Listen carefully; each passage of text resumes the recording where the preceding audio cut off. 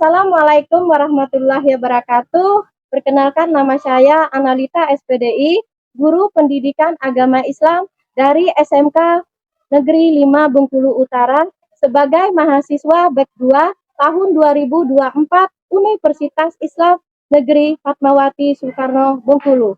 Selamat menyaksikan video pembelajaran dari saya pada hari ini. Siap, gerak. Kenalan kanan, gerak.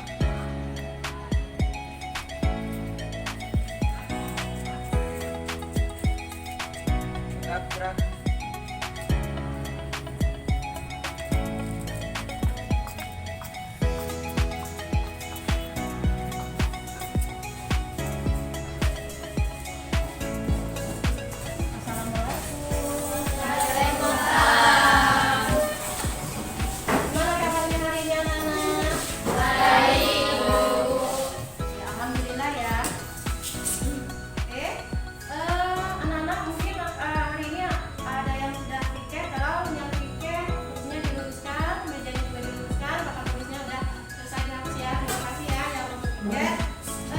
Sebelum kita belajar, lebih baik kita berdoa dulu ya.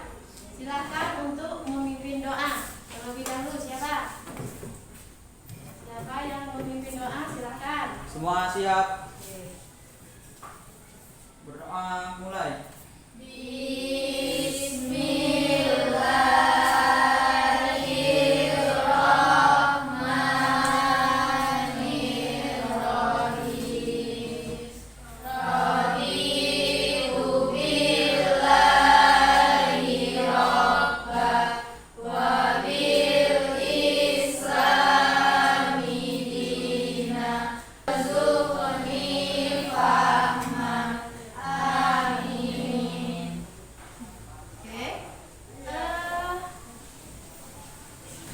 Sebelum kita melanjutkan, lebih baik sebelumnya kita menyanyikan salah satu lagu wajib nasional mungkin di sini untuk memupuk rasa nasionalisme kita sebagai bangsa Indonesia. Oke, silakan siapa yang memimpin untuk lagu nasional? Silakan.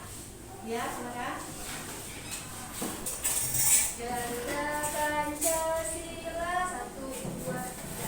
Garuda Pancasila, akulah pendukungmu, patriot proklamasi.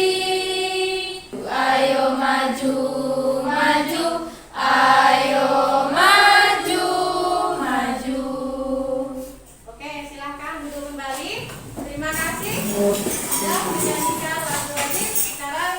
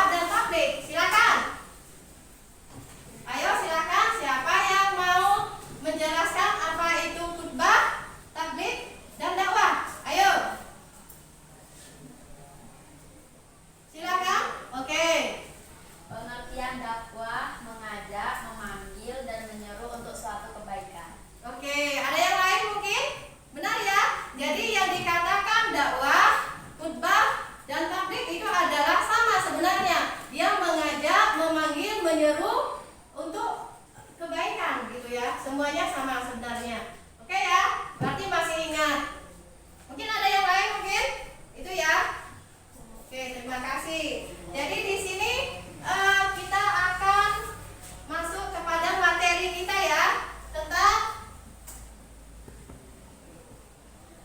ketentuan pernikahan dalam Islam.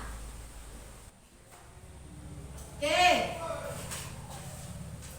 Di sini kita akan membahas masalah ketentuan pernikahan dalam Islam. Bab 2 ya.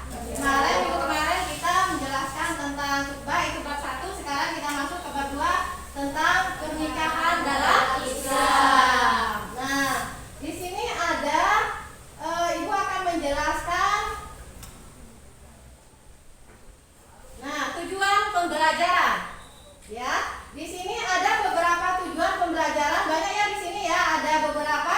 Tetapi Ibu akan menjelaskan seberapa aja untuk pertemuan yang pertama, karena kita ada pertemuan yang selanjutnya. Di sini yang pertama menjelaskan tentang pengertian pernikahan, ya, pengertian dari pernikahan itu sendiri. Yang kedua menjelaskan dalil dari pernikahan. Yang ketiga menganalisis ketentuan pernikahan dalam Islam. Itu tujuan yang kita harapkan dari pemateri kita nanti. Dan selanjutnya di sini ada pengertian, ya kan? Di sini ada pengertian pernikahan. Pernikahan adalah di sini akad yang menjadikan hubungan antara seorang laki-laki dan seorang perempuan yang bukan mahramnya, halal dengan diiringi kewajiban dan hak bagi keduanya. Jadi pernikahan itu pertemuan yang tidak dikenal ya sebelumnya. Dia mengenali seketika di sini mungkin dia suka sama suka antara laki-laki dan perempuan, makanya di sini dikatakan pernikahan, adanya terjadinya pernikahan gitu ya. Ini pengertian pernikahan. Dengan demikian tujuan pernikahan adalah untuk membangun kehidupan rumah tangga yang kekal dan penuh kebahagiaan. Yang selanjutnya ini ada dalilnya ya tentang pernikahan. Di sini ada surat Ar-Rum ayat 21. Mungkin di sini ada yang mau membacakan anak-anak, silakan. Oke, silakan. Siapa? Dwita. Silakan Dwita bacakan surat Ar-Rum ya, surat Ar-Rum ayat 21. Bismillahirrahmanirrahim. Wa min ayatihi an khalaqalakum min anfusikum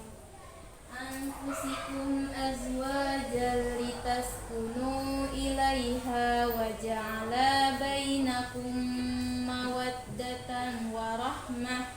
Inna fi dzalika laayatil liqaumin yatafakkarun. Shadaqallahul azim. Ya, terima kasih ya. Jadi itu bunyi surat Ar-Rum ya ayat 21 tentang pernikahan, yang artinya di sini di antara tanda-tanda kebesaran ialah bahwa Dia menciptakan pasangan-pasangan untuk dari jenismu dirimu sendiri agar kamu merasa tentram kepadanya. Dia menjadi di antaramu rasa cinta dan kasih sayang. Sesungguhnya pada yang demikian itu benar-benar terdapat tanda-tanda kebesaran Allah Subhanahu wa taala bagi kaum yang berpikir. Jadi dari ayat ini menjelaskan bahwa Allah itu memberikan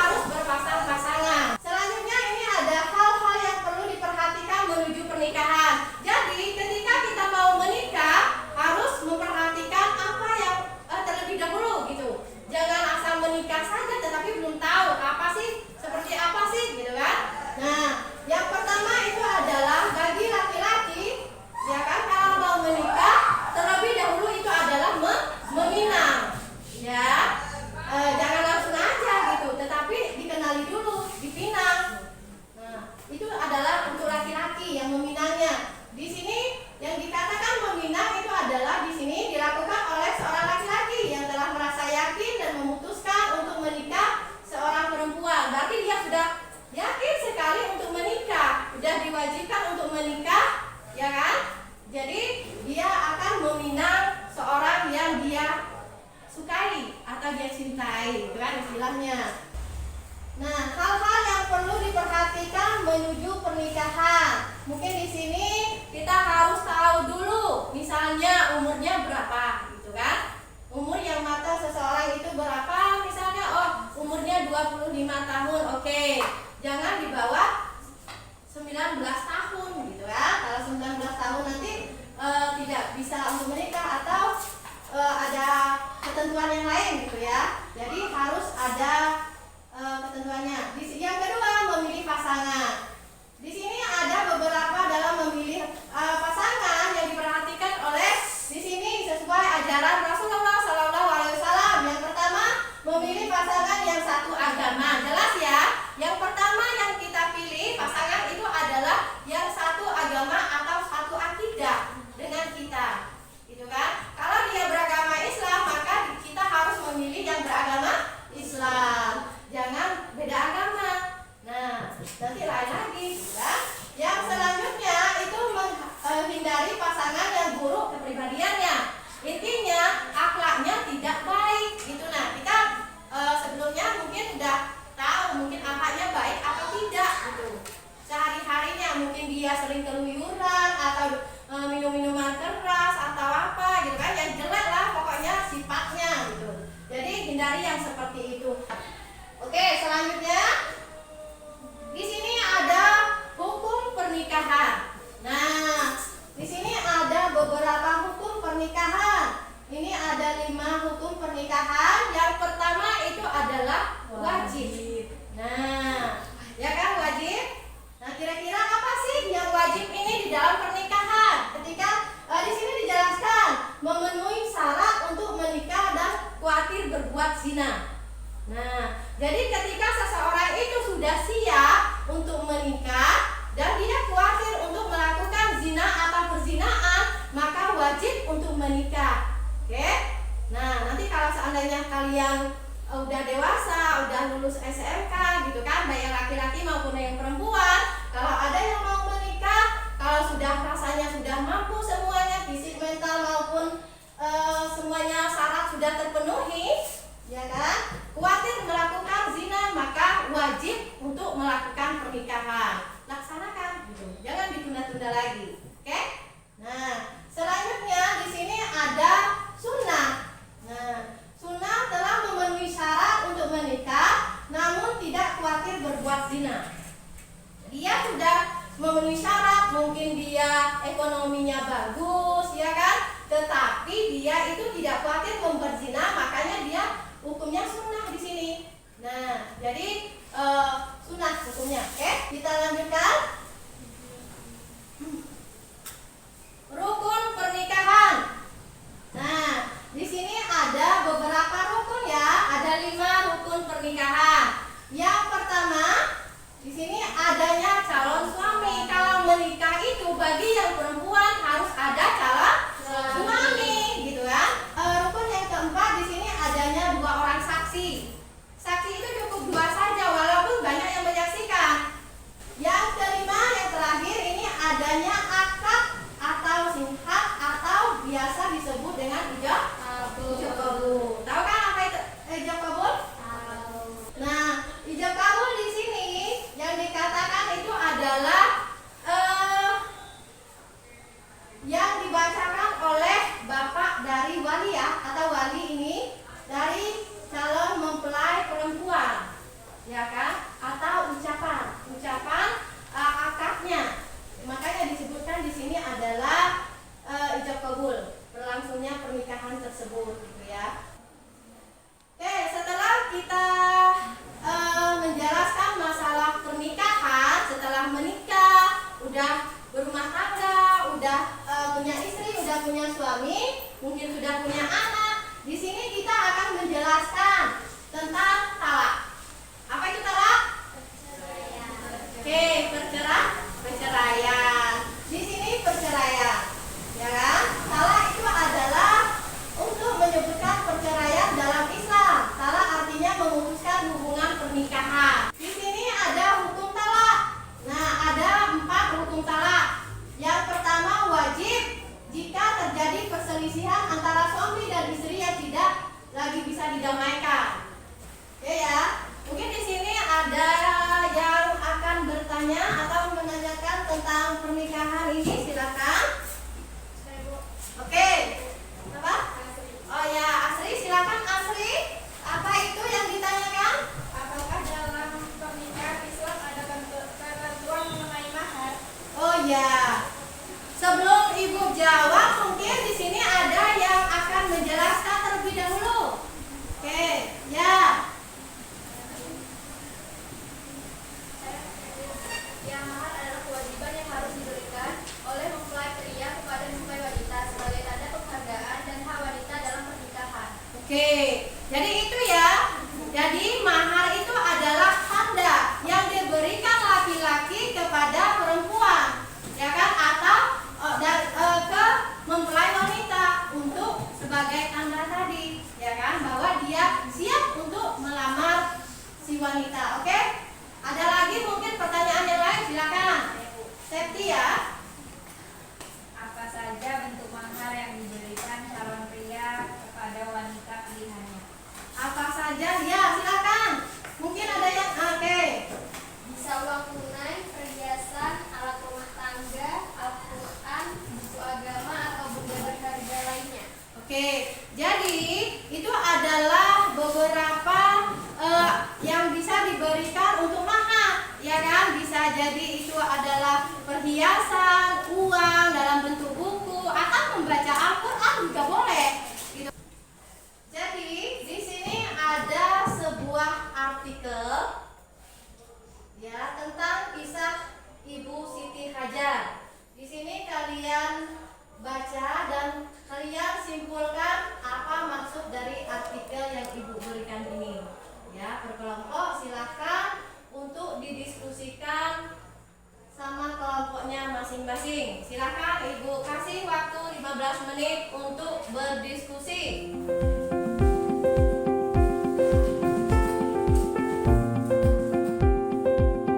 Kelompok 1 ya.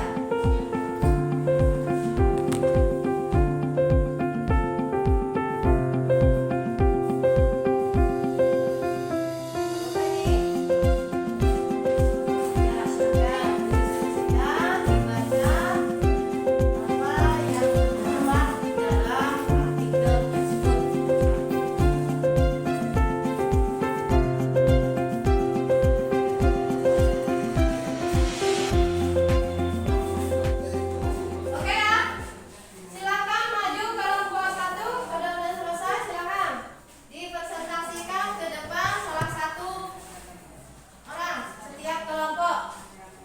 Siapa yang maju? Deli, silakan.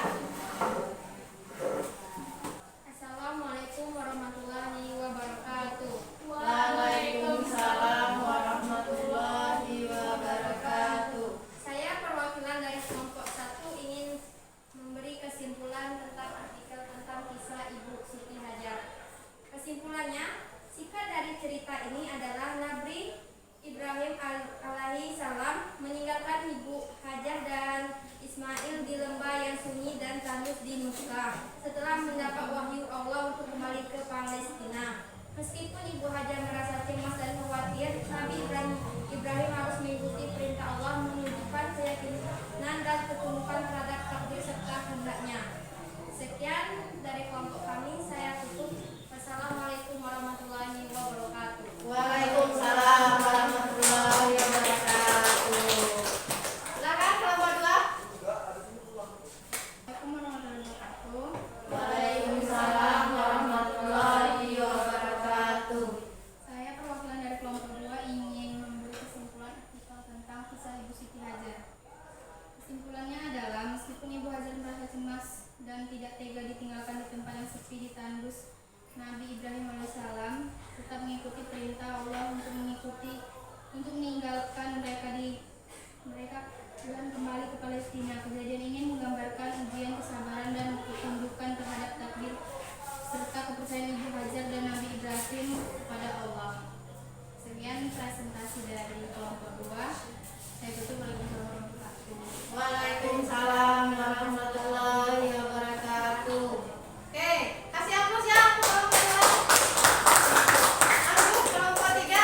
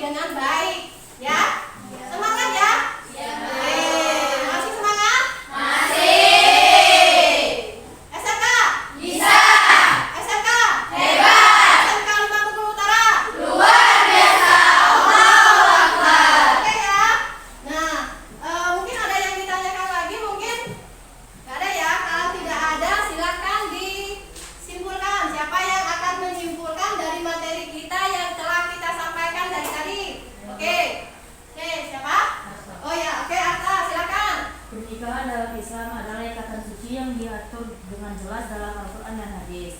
Ketentuan pernikahan bertujuan untuk membentuk keluarga yang harmonis dan berakhlak baik. Oke, ya, jadi yang namanya dari kesimpulan tersebut kita bisa mengambil itu adalah ikatan suci dari laki-laki dan perempuan memang sudah terwujudkan untuk dalam pernikahan gitu ya. Itu tadi ya, mungkin ada lagi mungkin cukup ya. Kalau cukup, sekarang ibu yang akan bertanya satu pertanyaan saja, oke? Di sini ibu akan bertanya apa yang dimaksud dengan talak di dalam konsep Islam. Silakan, siapa yang akan menjawab? Saya, Bu. Oke, silakan siapa? Soleha. Oke, Soleha lagi. Ayo Soleha. Talak adalah proses perceraian yang dilakukan oleh suami untuk mengakhiri pernikahan dengan istri sesuai dengan ketentuan syariat Islam. Oke, yang lain ada mungkin apa itu talak dalam Islam tadi? Talak? Oke, jadi benar ya apa yang dikatakan Soleha bahwa talak di dalam Islam itu adalah satu ikatan yang diputuskan, ya kan, antara pasangan laki-laki atau perempuan atau istri atau suami yang sudah berumah tangga tetapi sudah mengakhiri dari pernikahan tersebut. Mungkin itu saja ya. Ada yang lain mungkin? Cukup ya? Oke. Kalau cukup mungkin Ibu akhiri di sini dulu. Minggu depan kita lanjutkan berdiskusi ya, anak-anak. Ya, kita mungkin yang keduanya. Nah, jadi kita berdiskusi, Ibu sudah menentukan kelompok tadi, maka kalian akan diberikan materi atau soal untuk melanjutkan untuk minggu depan. Oke. Mungkin sampai di sana saja, di sini saja. Ibu akhiri. Assalamualaikum warahmatullahi wabarakatuh. Waalaikumsalam warahmatullahi wabarakatuh. Oke, sebelum kita menutup dari materi kita ini, pembelajaran kita, maka kita terlebih dahulu untuk kita tutup untuk dengan doa. Oke, silakan. Semua siap. Berdoa mulai.